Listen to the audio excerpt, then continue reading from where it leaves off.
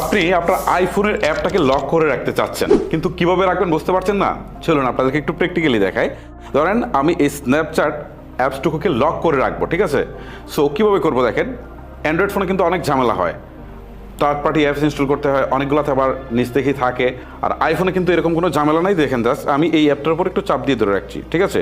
ধরার পরে এখন দেখেন এখানে বেশ কয়েকটা অপশন আসছে, তার মধ্যে একটা অপশন হচ্ছে রিকোয়ার্ড ফেস আইডি। ওকে, সো আমরা যদি এই অপশনটাতে ক্লিক দিয়ে দিই, আবার যদি রিকোয়ার্ড ফেস আইডি এখানে ক্লিক দিয়ে দিই, তাহলে কি করবে সেই যে দেখেন অ্যাপটাকে অলরেডি কিন্তু সে লক করে ফেলেছে। তবে এই ক্ষেত্রে কিন্তু আমার ফেস লকটা চালু থাকতে হবে। ওকে, এখন নর্মালি যদি আমি এই যে আমার মুখের কাছ থেকে সরিয়ে আমি যদি এটাকে ক্লিক দিই, তাহলে দেখেন এটা কিন্তু খুলতেছে না, বলতেছে ফেস আইডি রিকোয়ার্ড, মানে ফেস আইডি দিতে হবে। এখন আমি আবার ওই যে মুখের সামনে নিয়ে আসি, ঠিক আছে, এই যে মুখের সামনে নিয়ে আসি, অ্যাপটা ওপেন হয়ে গেল।